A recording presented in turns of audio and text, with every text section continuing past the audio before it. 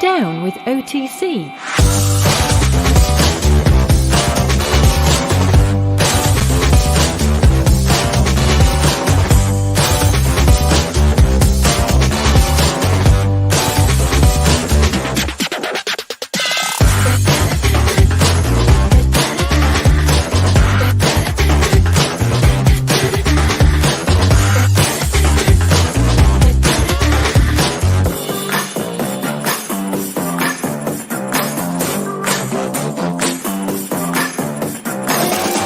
Down with OTC.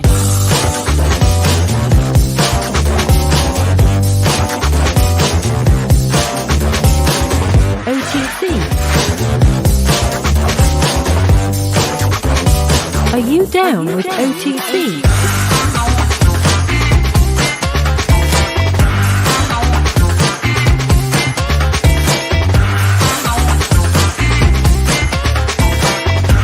Are you down with OTC?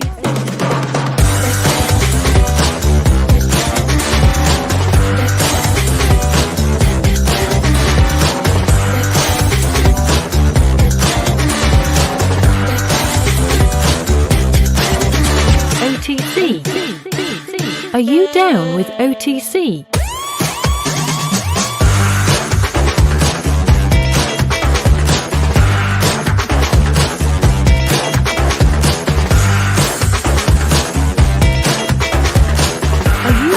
Down with OTC.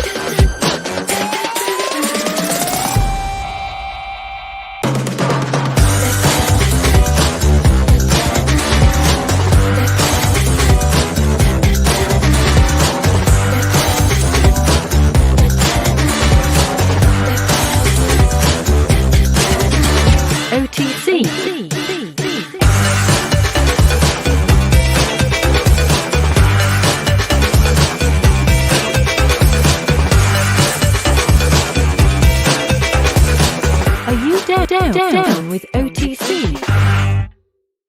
OTC. What is going on, Chip? It is great to be here again. I feel like it's been an entire week since we've been streaming live here on the chain. Well, it's been since Thursday night, so today we didn't stream. Actually, it's the first time we've taken off a roundtable. We did two back-to-back. The first time it was because of the Super Bowl. The second time last night was because you and I were celebrating Valentine's Day with our wives. So I celebrated at the Irish pub. Yesterday was like nonstop, but it was awesome. Yesterday was fun. What's going on? What's on the tap for tonight, Jeff? On the tap for this evening, we are going to talk about global mass adoption. XRP, Bitcoin, Ethereum, XDC, and all the other great digital assets in this space. Good. Let's do it. You want it ready? Let's do it. Let's hit it. I'm ready. Let's go. Do it now. Right there.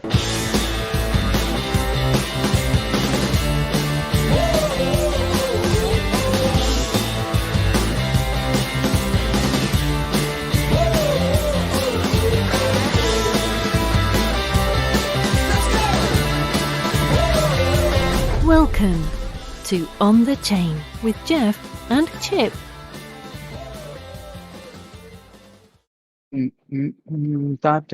So guys, why don't you throw in where you're from? Throw in where you're from. As we go, we'll start putting them on a screen. We'll shout some of you guys out. We'd like to hear where everybody resides and on the globe. That is true. Now check that out. We get Darcy's like XDC, you guys. XDC.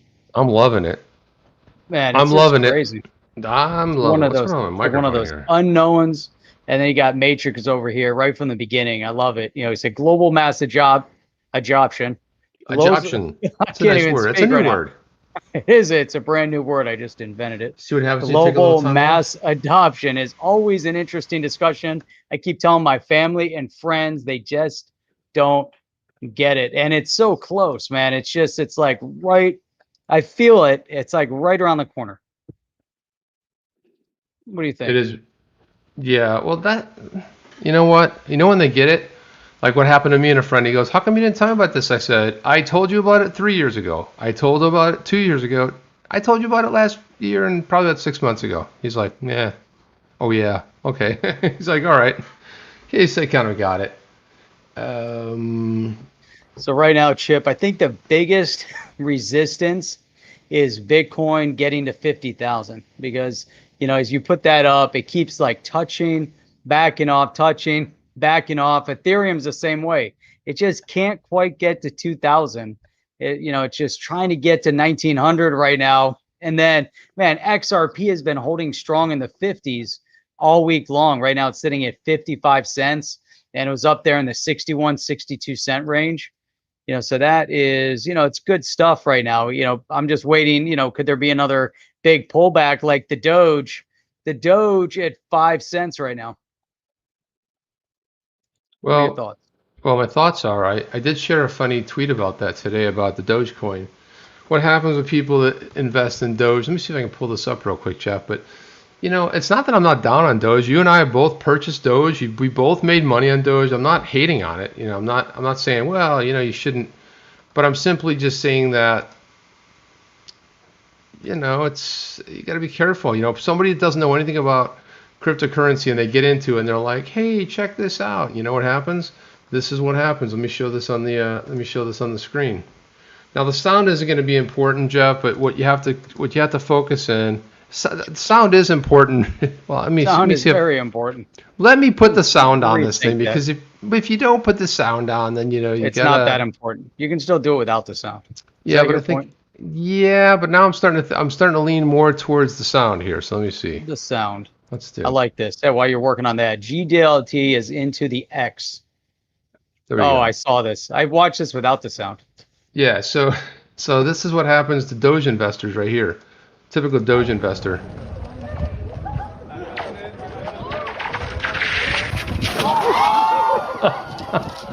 Oh, that guy takes it in stride, man. He's like, I'm cool. That happens. Got the man bun. Everything's good. But you know what I like? I don't know if you can hear it, Jeff, but you can hear the ice. Oh, yeah. Now, when it starts to make... First of all, you can see the coloration. Like, if you've ever been on ice and you've been on, like, a pond... Growing up north, we know this, but I don't know if this is like guys ever. I don't know if this is like a common occurrence in Amsterdam. But you start to hear the ice go. I think he was almost expecting it, wasn't he? He's like coming straight towards that. It almost seems like it. You can see that it's different color. Why he's got a bathing suit on? Listen. Here, this right here. Oh yeah. Yep. And what happens is he swims over. Now the hardest part is like, how do you get back on the ice? It's ice, just slippery. He's trying to get up there. He's got a rope. Now the other guy's going, wait a minute, not going to get too close. Maybe I'll throw you a rope. I'm not going into this. I don't have a bathing suit on. So he tries to throw a string or a rope. There we go. But meanwhile, the guy figures out. Well, he figures out how to get up all by himself. And ice is just going to keep breaking. He just gets it up. Apparently, it's not that. Pulls him up. There he goes. Oh, there you go. Nice. Perfect.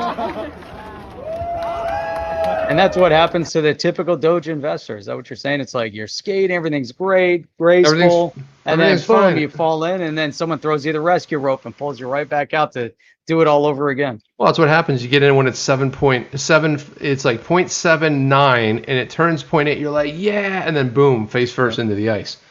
Hey, so Chip, I want to pull this up, and then I want you to pull up that tweet from John Deaton. But let's look at this comment first from Coles. He said, "Looks like we're going to trial. Proposed scheduling order on the SEC versus Ripple case just got filed." Okay, so I have it here. Thanks to Alex. Yeah. Hang on a second. Thanks to Alex Coining 203. I've been texting him back and forth. Thanks to him, I have it right here. And let me pull it up. Docket? Do you have the docket by any chance? Yeah, I do have it. I have it right here, man. That's what's really cool about it. So let me pull it up. I was asking him while we were doing this, like, what's going on, and let me share my screen here. He says page 7. I haven't looked at this yet, but he says page 7 is key here. So let's take a look at this here. Page 7. Prospect for settlement. Counsels for the parties met, conferred, having previously discussed settlement, do not believe there is a prospect for settlement at this time. However, the parties will promptly notify the court if any settlement in principle is reached as to any defendant. Defendants agreed to the statement, but note that previous settlement discussions took place under a previous administration, were principally with relevant division directors who have since left the SEC. So there you go. So that means nothing. Well, what it means is I was going to say something, but I'm not going to say it. I'm going to refrain from saying what I was going to say. But what I will say is, yeah, it sounds like they're going to go, but this isn't, everyone's like flipping out over this thing, but this is exactly what we kind of surmised would happen 2 months when it dropped on December. We did a teardown. Now, there's other people out there that have done some wild speculations on this. And I just caution you guys all about following ambulance chasers and bandwagon hoppers. That's what I call them. They like the bandwagon's going. It's heading down the train, speeding down the track, and then they're running alongside and jumping on the train, and then everybody's cool. The one person we want to talk about and follow is John Deaton. Why is that? Jeff, you're probably saying, well, why is that? Because he's the only one that did something. He's the only one that did something about it. Because he's the only one that did something about it. He actually filed on behalf of the of the community. Everybody else is like wild speculations. He's got an active lawsuit. He's got an active lawsuit suit against the SEC. At least he filed a complaint. That's right. And that's great. And he has a tweet from today. You want to dig into that real quick? I do. I actually go back into that. I hate getting this at airtime because I really want to read it because it looks really interesting. I want to see what else Alex. He basically said 7's key. Let me see. Here we go. I want to read this part too. So it says additional statements pursuant to Fed. So it says if appropriate, as discovery continues, the SEC may seek the court's leave for additional depositions beyond the 10 permitted as of right under Federal Rule of Civil Procedure, blah, blah, blah. So the SEC asked defendants whether they would consent to SEC taking 5 additional depositions given the complaint's relevant time period. So yeah, I mean, this is pretty much as expected. Yeah, there's not going to be a settlement before February 22nd, based on that. Right, but there's some people in the community, Jeff. Or it could be potentially after it goes to they finally have the case sit down in the pretrial conference and they hash everything out. Yeah, well, the thing about it is, hang on a second, let me drop the link in there for everybody. Oh, you know what? I have it local, so hang on a second. Yeah, I will see if I can drop that link in there. I have it in an email. Hang on a second. Let me grab it. I'll grab it real quick. And while we do that, but let's seems like we're talking about the John Deaton tweet. Let's throw it up here, okay? So let's check it out. There we go. There it is, right there. Nice. I like it. So this is the why the ripple. Actually, if you want, I can pull the thread, but that's the thread reader, which unpacks everything nicely. There we go. Oh, nice. Let's dissect this. So why the SEC versus Ripple case the most significant SEC enforcement case in modern history, part 1. He's going to have a part 2. It's long. 1946, the U.S. Supreme Court handed down the seminal case of the SEC v. Howey. For 75 years, that case had basically set the standard in determining what constitutes a security. The underlying asset in Howey was orange groves. The groves were plots of land that were sold to tourists. The investors purchased the lots of land, but also paid the seller money to manage the orange groves. The seller would plant the seeds, water the trees, harvest the oranges, then sell the oranges to people in places, and the investors would share in the profits. That's pretty straightforward. Pretty straightforward. The Supreme Court laid out a 4-factor test that's now called the Howey test in deciding whether an asset is an investment contract, also known as a security. The Howey test comprises of 4 factors, and all 4 factors must be met in order to classify the asset as a security. Those factors are: number 1, a person must invest money, so there has to be some kind of an investment of a monetary value. Number 2, in a common enterprise. Number 3, the person is led to expect profits, so there's some sort of an expectation that you will receive money back or profits, right? And number 4, from the sole efforts of others. Now that's interesting right there. So what do you think? So start with number 1. So a person invested money. So in this complaint by the SEC, they're claiming that Ripple sold an unregistered security, which was XRP. People bought XRP, whether it was directly from Ripple or from the exchanges over the past 7 years, that the SEC hasn't had much of an issue with over the past 7 years. But so I guess number 1, has a person invested money? Yes. Person has invested money. That is true. So we can agree to that. Yeah, that's the first prong. Yep. All right. Number 2, a common enterprise. So a common enterprise, I'm going to give you the legal definition of this. Context of an investment contract, the common enterprise defined as an enterprise in which the fortunes of the investor are interwoven and dependent upon the efforts and success of those offerings or selling the investment to third parties. So that's what it's called. So in this situation, and I'm sure John Deaton is going to unpack it, but it's more fun kind of trying to analyze it.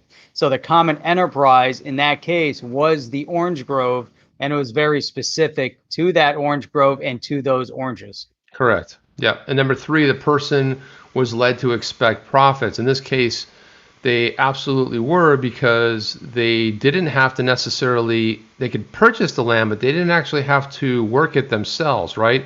But they were told that it would be taken to market and revenue would be shared with them. So it was very explicit on how they said it would go. So there you go. There's number 3. Yeah. So number 2 and 3 in that case, if the common enterprise is Ripple, did everybody that then bought a digital asset other than those that may have purchased XRP directly from Ripple, was there an expectation that they were buying a part of that common enterprise when they bought XRP?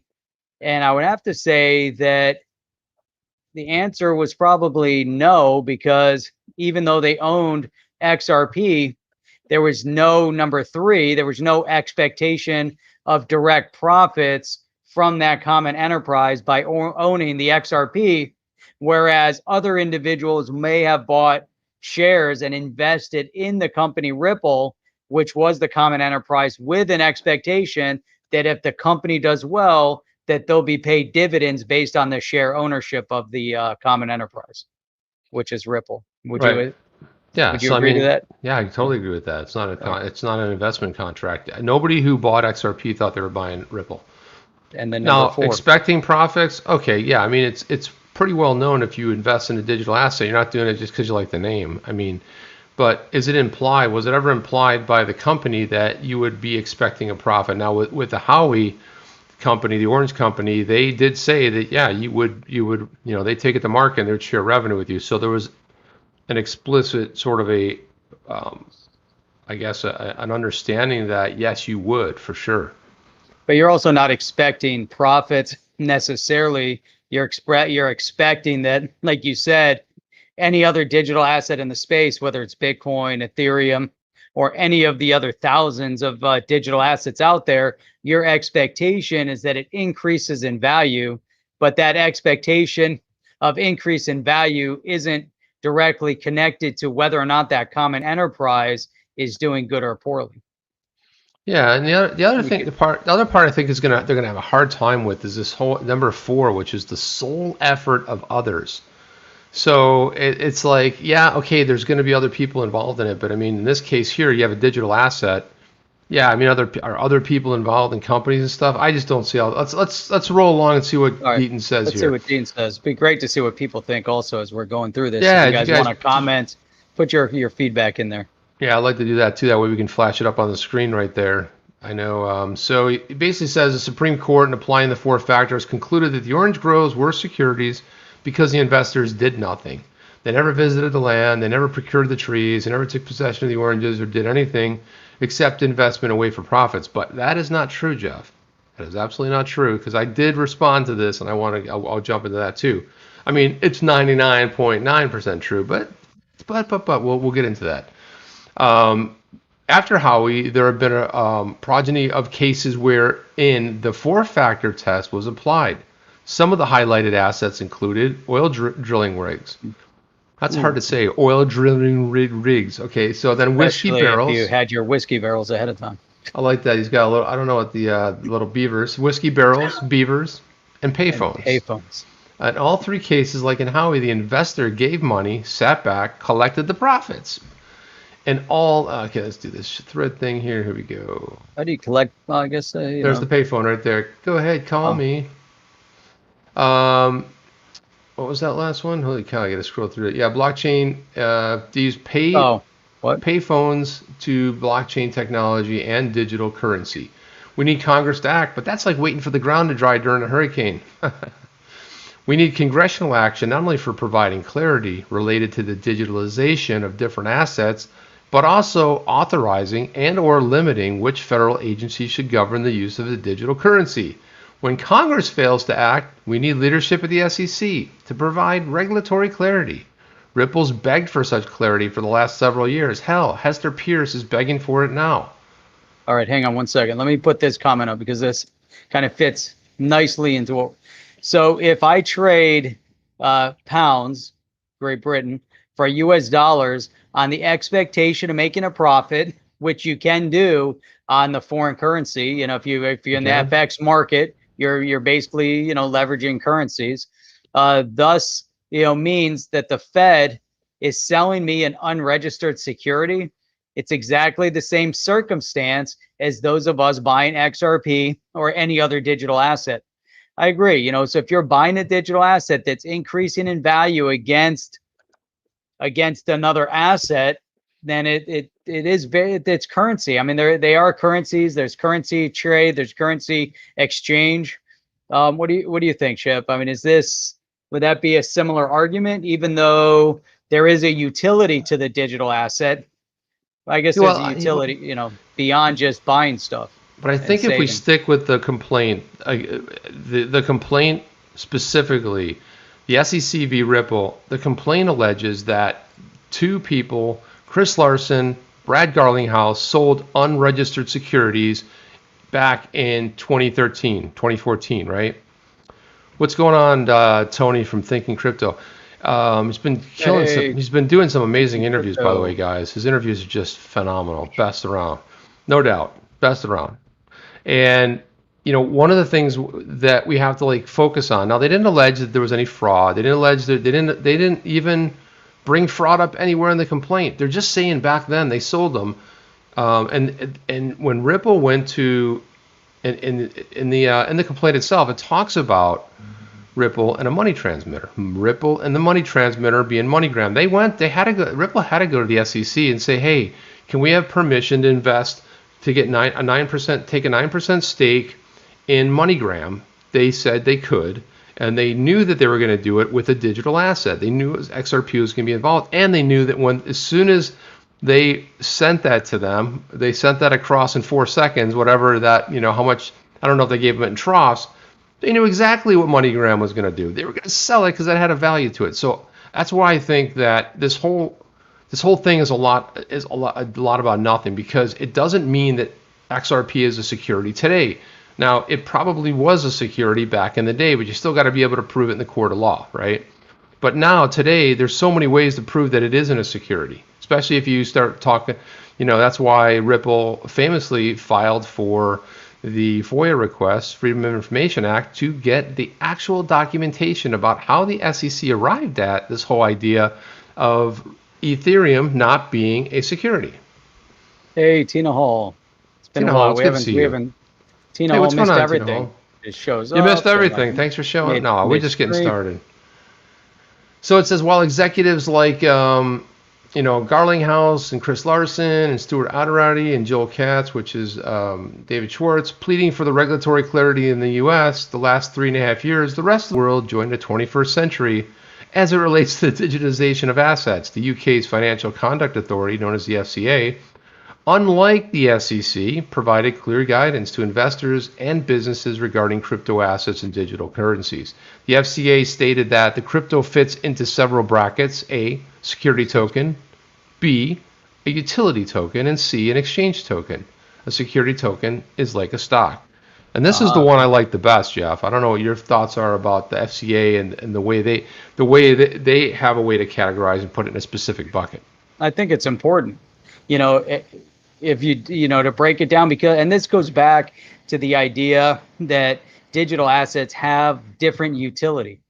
So, if you have a security token, then it is based in a sense, you're owning a share, you're tokenizing, something, which Hedera Hashgraph is actually beginning to tokenize things. They are. That's actually really exciting. Then you have your utility token and your exchange, so I like the idea that it goes, that they're really thinking through all the different variables of what this space is unfolding to be. And even then, based on what the FCC is saying, XRP doesn't fit into a security token. I mean, it's part as an exchange token and utility token. So that's where you get the crossover. But XRP is by no means a security token. So I think that's definitely relevant. One of the other points that I think that John is bringing up here, and many others have brought up, and we've brought up, is that for the past number of years, Ripple has gone to Congress and pleaded for regulatory clarity, to the point where they actually hired an expert directly from Warren Davidson's office and one of the authors of the Token Taxonomy Act to come and work for them, to go back and talk to government about the significance and importance of regulatory clarity. So it's a little bit, get into this whole cyclical type of, you never get out of it. It's like we're in a hamster wheel, when you're in government, because it's just like look, it's like, here's all the facts, but yet they're still going to get onto their hamster wheel and keep spinning. That's exactly right. Yeah. So that's where I like that. That's where I come back to. I'm interested in what John Deaton thinks, because John Deaton did something. Everybody else is chasing ambulances and jumping on trains and doing backflips and all kinds of weird stuff. So nice. Yeah. So I thought I'd get that in there. Tokens, security token is like. Good day, mate. He says a security token is like a stock, certificate, or a debt instrument. It provides title rights to a company. Utility tokens designed for a specific purpose. An exchange token is traded on platforms for value in something. The FCA declared XRP to be a hybrid token. Look at that. Look at that. I didn't even read this. Constituting, right? Spot on. Constituting both a utility and an exchange token. Specifically determined that XRP is not a security token. In addition, Japan, Singapore, Switzerland, and United Arab Emirates also declared XRP to be a non-security. This is of great significance when you consider that over 80% of XRP is traded outside the U.S. I think it's actually closer to 90% as far as business is concerned. Yeah, and that's extremely relevant. I think that statement on its own, just stands to prove, based on what we saw. So back December 22nd, when I think it was December 22nd when they filed the complaint.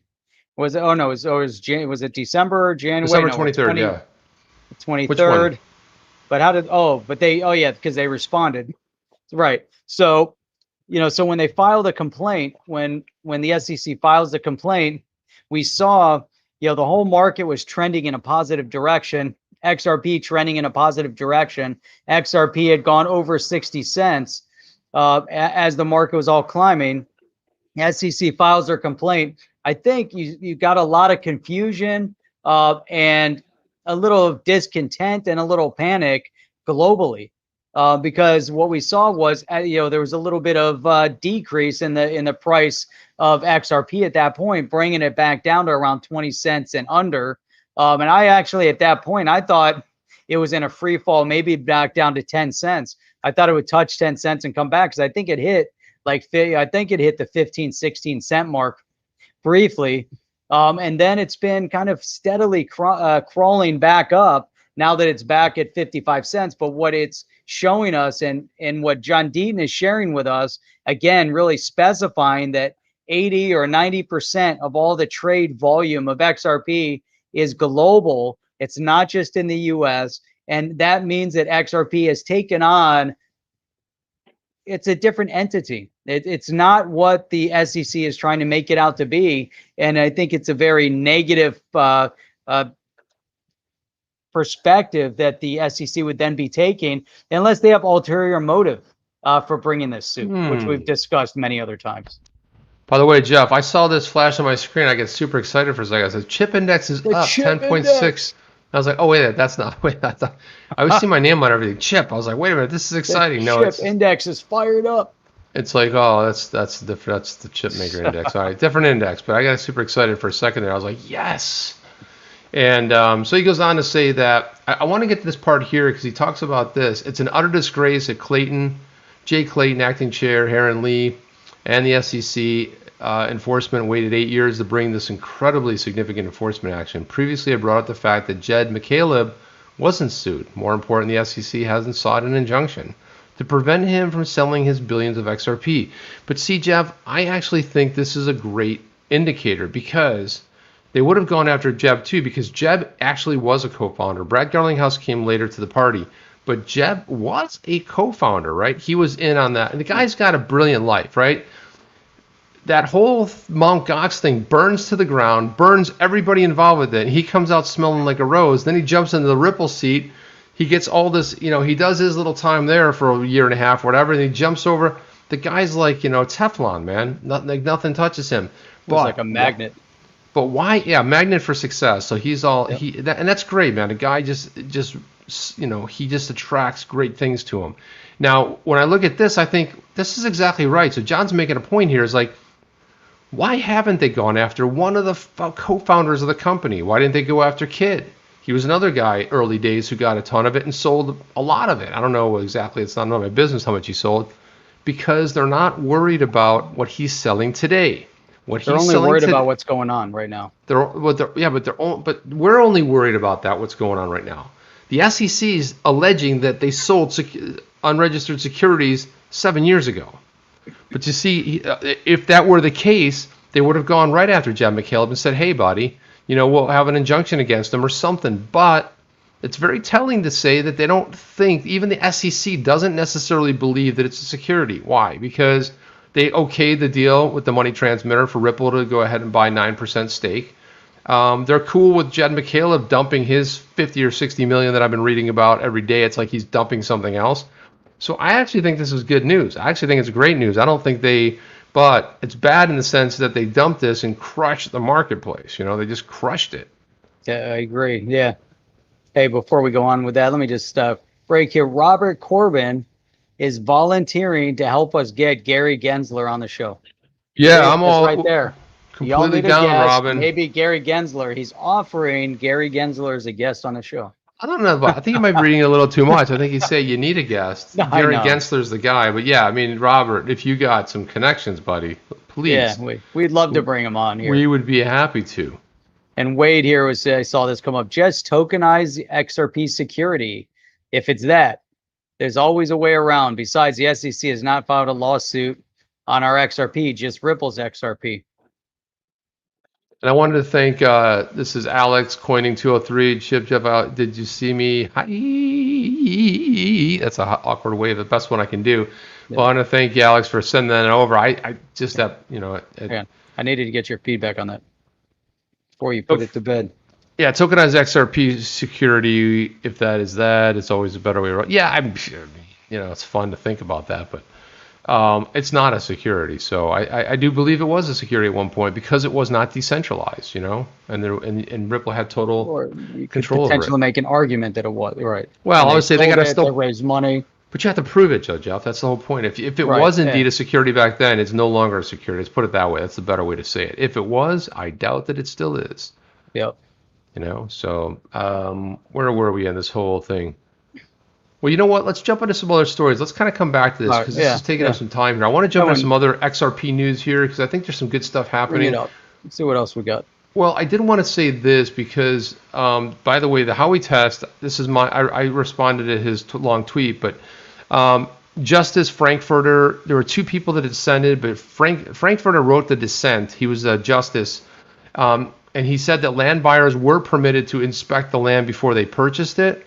They were also allowed the option of using their own agricultural services. Not all buyers entered into a contract for the property here. I think out of 51 or 52 purchasers of the land, only 40 or 41. So there was enough.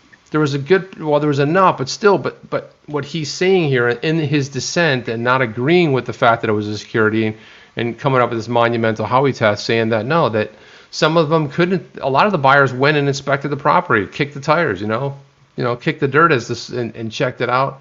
And they could have brought their own agricultural services in, and I think 10 or 11 of them did. So there you go. Anyway, so let's jump to some news here. That's a Tether story, which is interesting. But Ripple reveals push to expand institutional XRP liquidity in Asia, launches a hiring spree for Ripple X. And this is pretty exciting, Right. Jeff, because I think that's great. Because they're not slowing down. They're basically the story. They're looking at a new job opening. Ripple's highlighting the payment startups effort to expand XRP liquidity for institutions across the world's largest continent.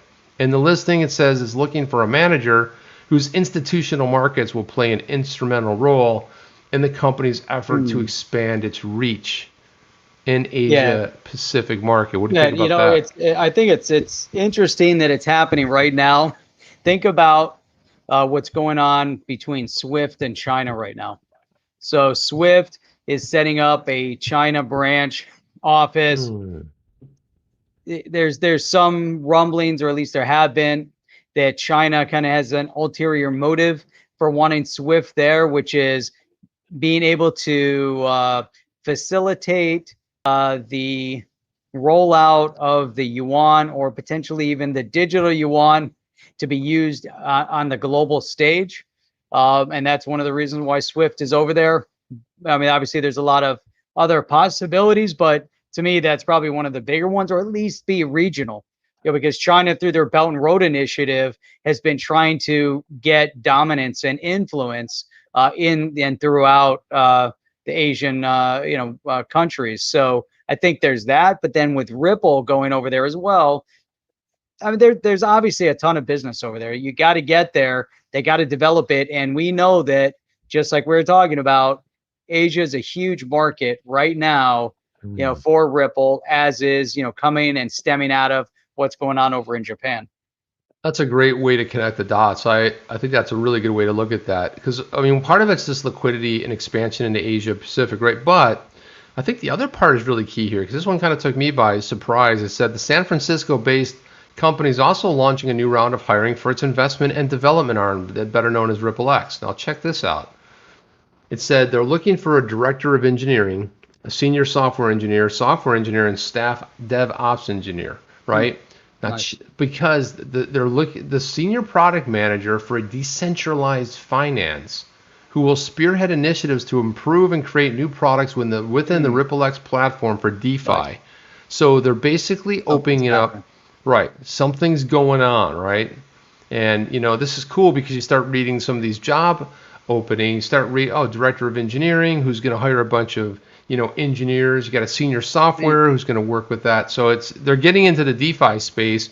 Now we already know that Flare has taken a huge, opening that space up, pretty nicely. But the fact they're getting into DeFi and focusing on it, looks like there's another new use case coming out of this whole thing. Well, DeFi is growing exponentially right now.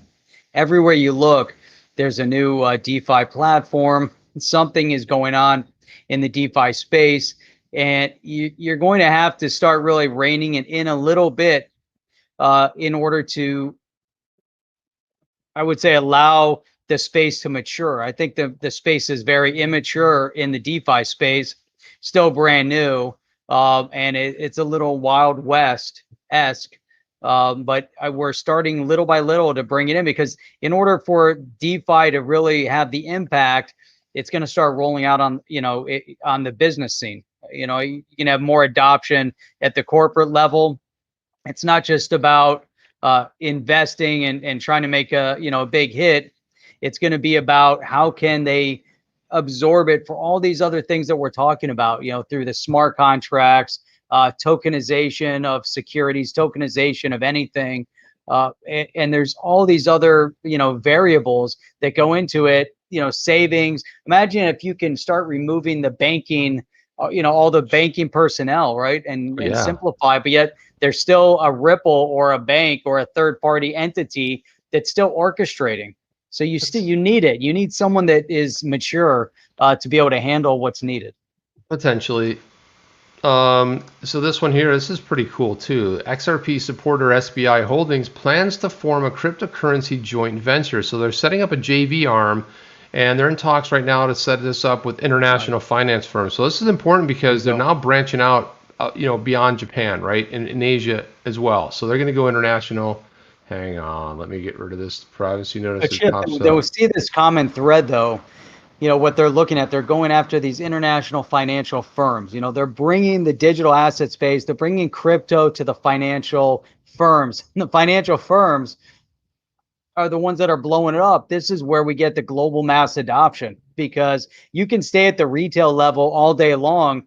The benefit of the digital asset and crypto is that people at the retail level right now have an opportunity to make a huge amount of money.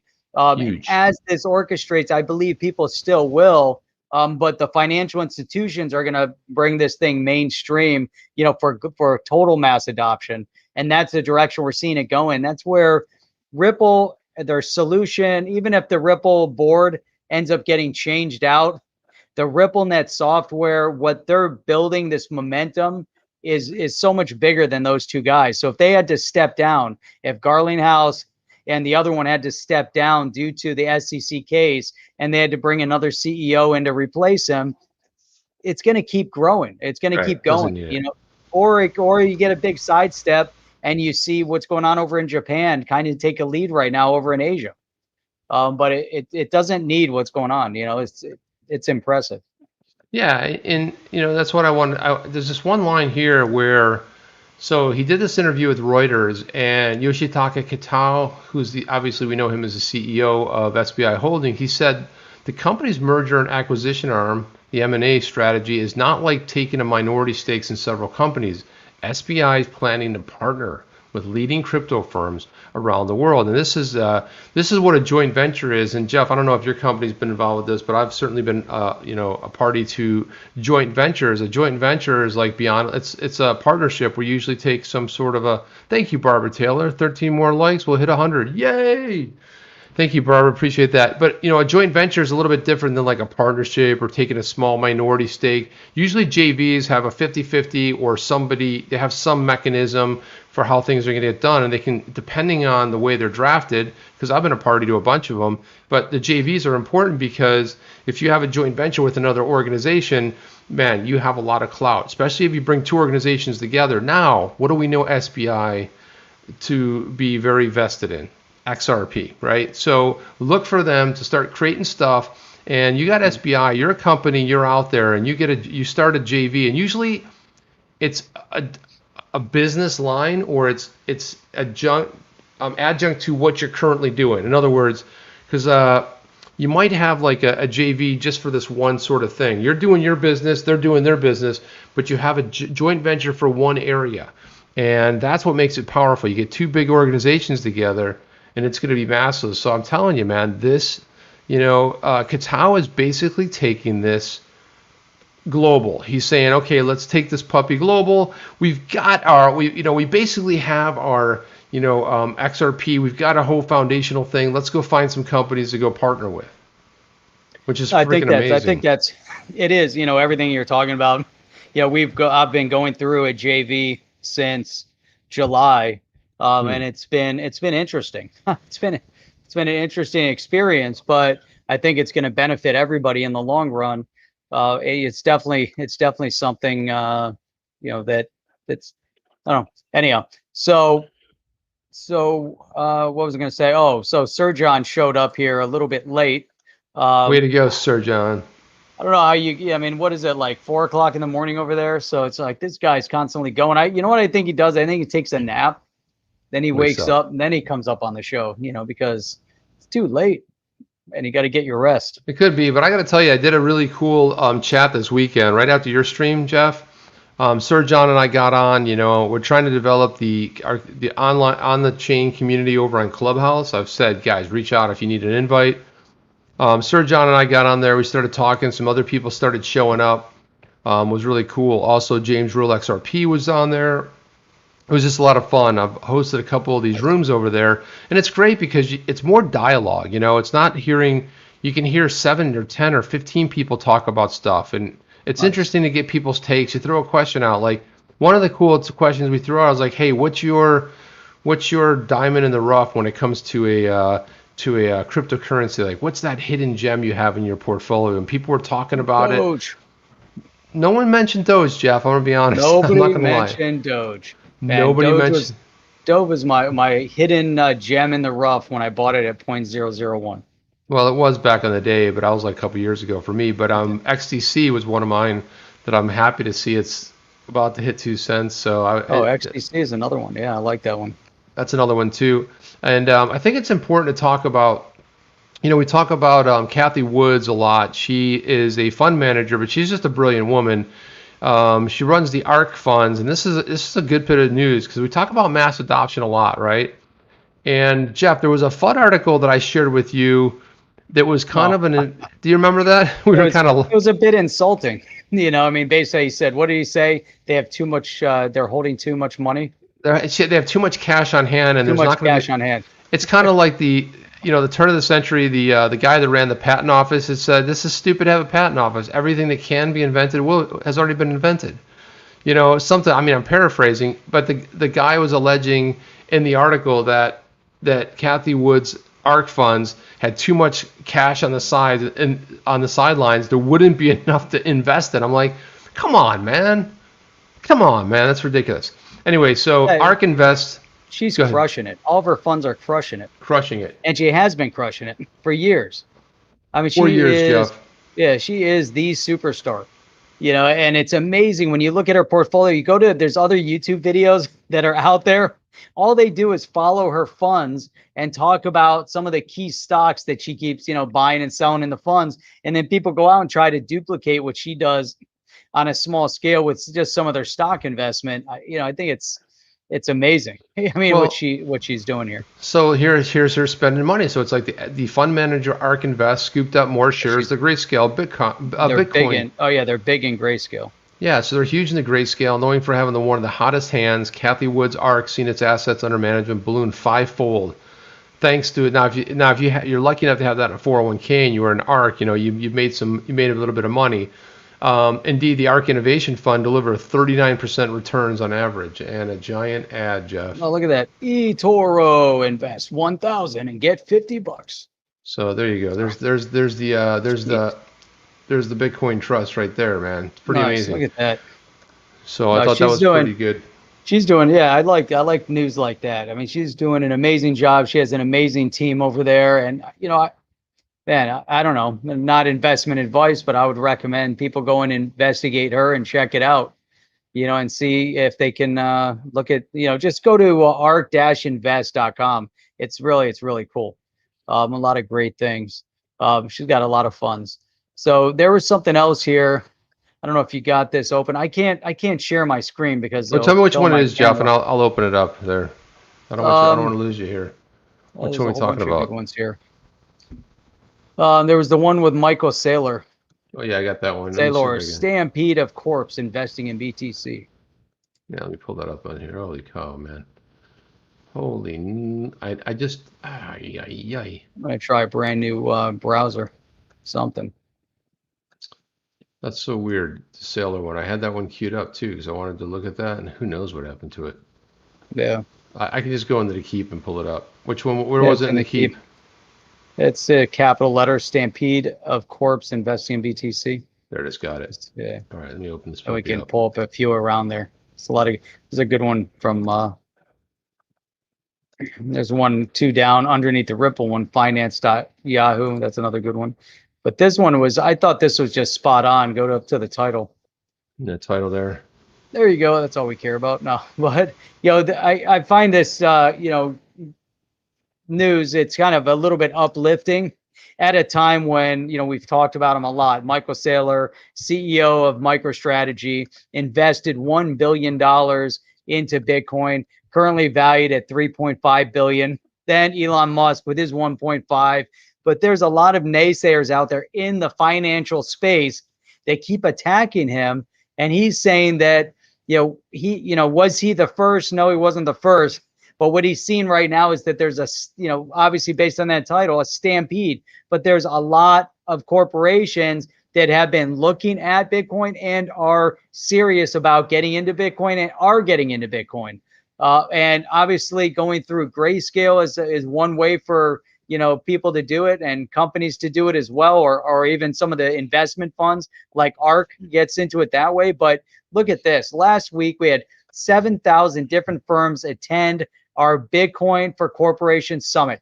This guy is becoming he's become an evangelist, right? 7,000 companies or 7,000 individuals. So I mean that's massive. It's massive. And this is the type of excitement that he's creating around the space for all those naysayers that said it's not. And Chip, what do you think is going to happen? You're going to get a lot of companies come in. They're going to look at, number one, it's all about the Bitcoin. So they go to Bitcoin, then they look, what's up with this Ethereum project? Oh, what's up with the XRP and the XRP ledger? These guys are thinking. They don't just invest frivolously, like the ARK. If you look at ARK Invest, they put a lot of thought in, into all their funds, and all their funds are, every stock that goes into it. Obviously, there's a ton of research. So they're going to look at the possibilities and potential of an XRP, of an Ethereum, or as they go down the list, maybe a Cardano. And, there's some other amazing projects that are on that list. But what do you think, Chip? Is it going to be, a progression like 7,000 companies? Are they all going into Bitcoin? Or are they going to start going down that list in the top 5, top 6, top 10? I think you're bringing up a good point. There's a lot of tribalism. We always complain about the Bitcoin maxis, but we sometimes do the same thing in reverse. Let me explain. We'll be like, why are they always talking about Bitcoin? It's Bitcoin this, Bitcoin that. And what Jeff's pointing out is a really valid point here, is the fact that when people come into the marketplace, maybe 48,000 is a little bit too rich for your blood. Maybe if you're a smaller organization, your balance sheet isn't as big as being able to put 100 million in there, and you're 1 or 2% of your balance sheet. So you start looking for other things. Maybe you're attracted to it because, hey, I want to see what's going on and why are these companies investing in the fund. But maybe you back it off a little bit and say, well, what else is there to invest in? There's a lot of stuff to choose from, and they start looking at, and getting into it. That's right. Thank you, Barbara Taylor. Thank you, Barbara, for leading that chant there for the likes. Always great. That does help us out, guys. When you go in there and you click on those likes, you'll leave comments. It does help the algorithm, and what happens is we get suggested to more people, which is ultimately good. Right. It's definitely good. And we're there you go. That's well said. XRP, XLM. Right, that's a great list right there, Funky Fresh. Very good. Bitcoin Cash, Ethereum, BTC, silver, uranium, and copper. All good stuff.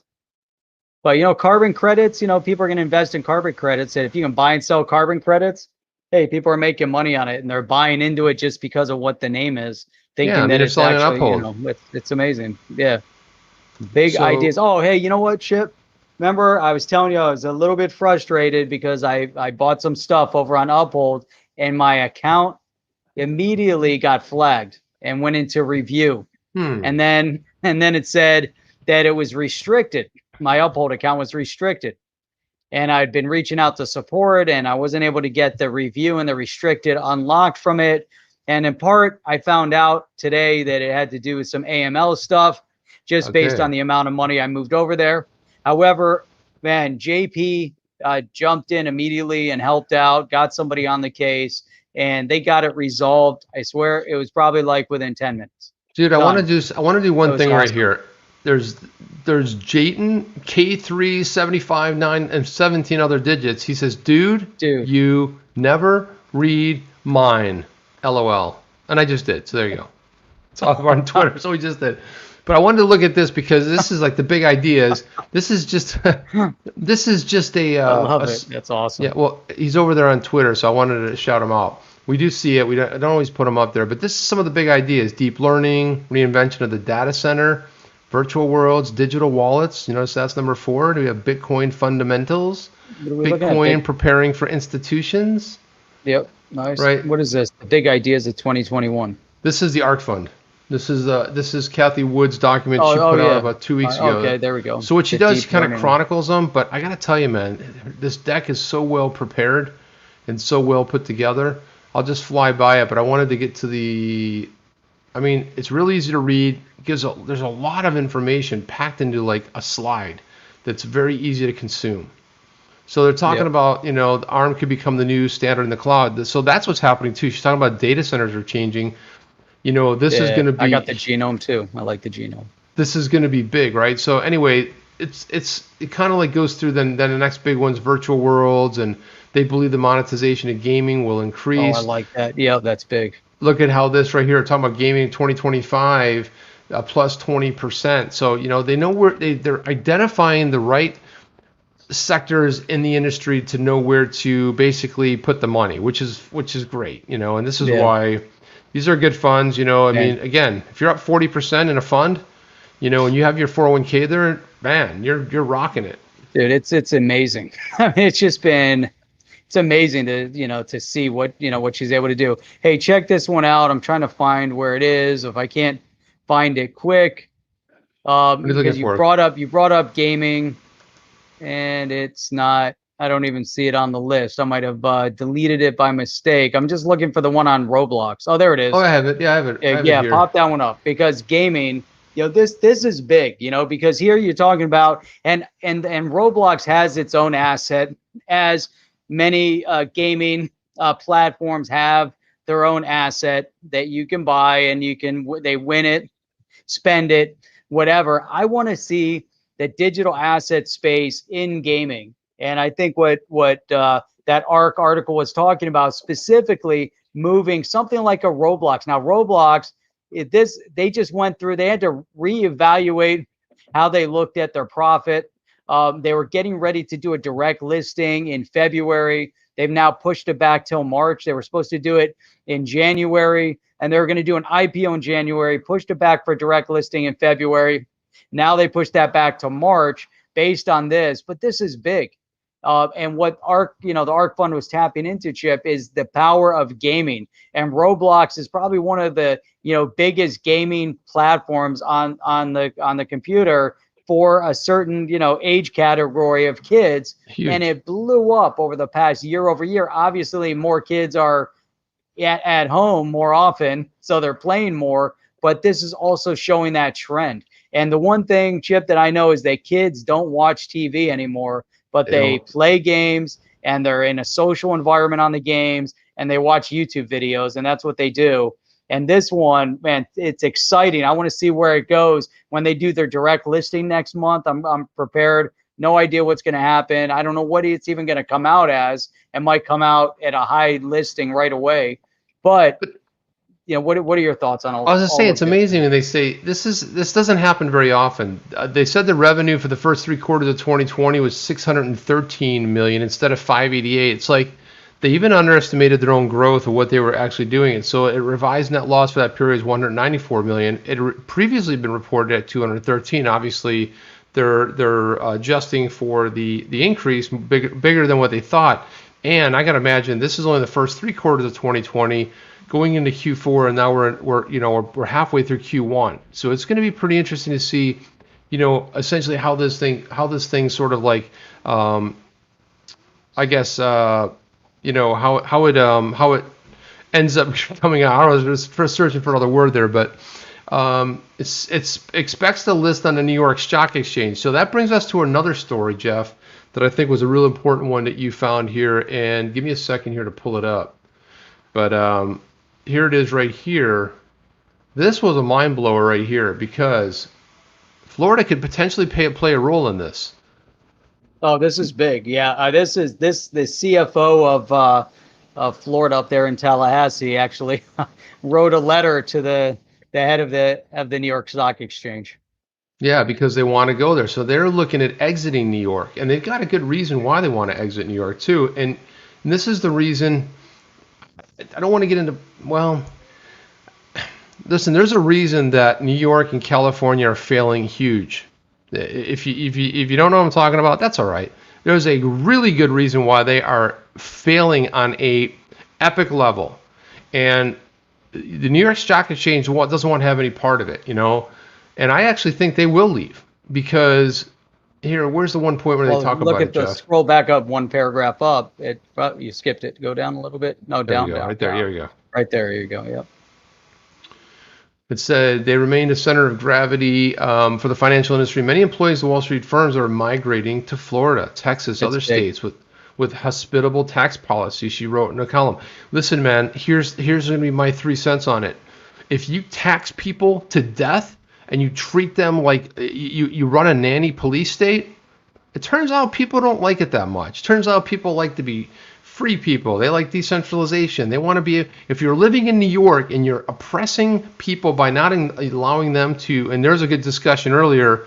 I saw Digital Dinero Dave talking about this, and it was just the wrong time to bring it up. But if you want to go ahead and purchase digital, assets, I have a friend in New York and he wants to buy. He's like, how do I do it? I'm like, well, you might have to. You're not going on Uphold. You're not going on Uphold. You could potentially do it on. You're gonna have to use. I don't know.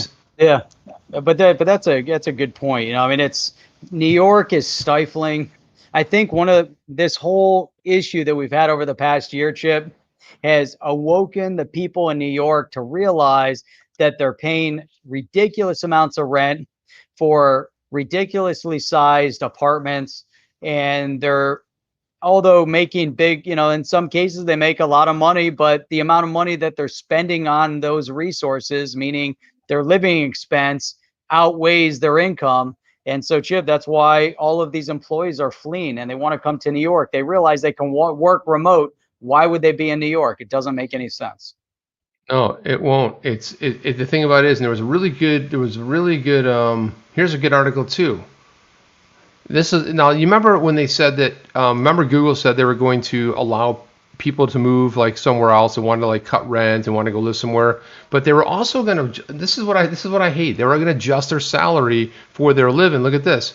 Reddit announces it will not cut pay for workers who move away from San Francisco. So in other words, if you're in San Francisco living in a 1-bedroom shack with so many needles and human feces outside of your apartment that you have to like hopscotch and do a little dance every day, and you're making $160,000, $170,000, you could go to move to let's say Wyoming, where it's very crypto friendly, right? You could move to Iowa, it's becoming crypto friendly, and you could find a massive, buy a house, and they're still going to pay those salaries. Now, I think this is a great move, and this is a trend. This isn't the first company that's going to do it. You're going to see this set off a trend, and it's going to be something to kind of watch out for. And Chip, we got to watch the whole New York Stock Exchange thing, because if it does come down, if they come to Florida, man, I was downtown Fort Lauderdale yesterday, and there's building going on everywhere and it was mob packed. We tried to get to the beach yesterday, and forget about it. It was like the traffic to get down to the beach was insane, like just insane. That's why I go down there early for sunrise if I go down there. But downtown, man, there are all these buildings and a lot of new banks. Like there are just buildings with nothing but banks over there. So we're starting to see Miami, Fort Lauderdale are on the map for the financial hub, so to speak. Yeah, and you want to know what else, Jeff? It turns out if you got a bad politician who's kept you, and people have lost their jobs and everything, check this out. This just happened. Gavin Newsom, the governor of California, goodbye, buddy. He's going to get a recall, and they've already collected over the necessary signatures. They're going to go for another 400. You want to know why, Jeff? Because they want to audit him. They weren't interested in auditing any election results, but they want. They didn't audit the signatures when it comes to getting their asses ripped out of there. That's like, oh no, we have to have an official, somebody come in here and look at this stuff, right? He's gone. That's right. He's gone. That's all I'm going to say. The New York Stock Exchange on Wall Street is but a facade. ARCA is the heartbeat and not so easily moved. And that's possible. It could take years to orchestrate that kind of a move. I doubt it would happen overnight. But we'll welcome them down here. I mean, that's fine. Look, it's a trend. Everyone's leaving. We have more. Listen, we passed New York a couple years ago having more people. Unfortunately, they're all from New York, and they bring their politics down here, which we're not fans of. So we had to take their voting cards. We had to steal them. No, just saying, guys, if you haven't, please subscribe, smash that thumbs up, and the best way you can help the show is share it. And come in here and create your banter and stuff. I know we didn't get to a lot of comments today. We were on a roll. Hit that bell notifier. Apparently, the bell notifier is also tied into the algorithm. So all that stuff definitely helps us out. So you guys being here obviously helps us out. This show's all about the on the chain community. So you guys are awesome being here. Love your feedback. Love your comments. And we will be back again tomorrow night. Look at it. There you go. Click the bell and smash the thumbs up. Chip's working on a graphic that may or may not we may or may not be able to put up here, depending on whether or not you can figure it out. I can't do it now, but I'm working on something. Not going to happen now. Yep. Not going to happen now. A lot of other great things coming up, but we do stream 6 days a week. 6 days a week. 6 days a week. Holy cow, because we're on Saturday or Sunday, Monday, Tuesday, Wednesday, Thursday at 8 p.m. Eastern Standard Time to Saturday mornings at 8 a.m. Eastern Standard Time. And if we keep twisting Chip's arm, they'll be doing one Sunday morning as well. Maybe 7 a.m. Eastern Standard Time. Not sure yet. Might be noon. Might be 11 or something like that. But anyhow, it's awesome. So we're looking forward to seeing you guys back on the next one. But you can also check us out where? On the what? On the podcast, Jeff. Thank you very much for the podcast. Why did I almost forget about that? Yeah, you can check us out on the podcast. I usually have that thing all like, oh, by the way, Jeff, check this out. Check out the stats on the podcast. Look at the top locations right there. Look at that. Look at that. The Mexico US, is UK, big time. Canada. Mexico, love it. Gotta love to see Mexico is coming in. That's great. We're reaching guys, out. and I'll drop this in there too, so you guys can subscribe to it. Just click on the subscribe and go wherever you want to go. Apple, Google, whatever. We don't discriminate here. We're all cool with wherever you like to listen to it on. 8 days a and week. there we go right there. Boom. 8 days a week. Legendary says. Yeah, I know we will be talking about the letter. It wasn't enough time to review it. We'll talk about that tomorrow night. But I mean, Alex Coining 203 got it to us. I want to review it and dissect it a little bit. Talk intelligently about it. We do have it. It was queued up here. I didn't even get to put up I didn't even get to put it up. I know it's just like. Yeah, we didn't have a chance to, but no, we will talk about the letter tomorrow. We'll talk about it too, and you'll hear every other YouTuber tomorrow talk about this and that, and what it means and what it doesn't mean, and then we'll talk about it tomorrow night. But we'll also talk about other stuff too. Awesome. All right, we will see you guys tomorrow night, 8 p.m. Eastern Standard Time, and we'll be on time. No delay, no traffic. We'll be there exclusively on the chain. See you on the next one. Let's go. Are you down with OTC? Please like, subscribe, and click the bell to be notified when the next video drops.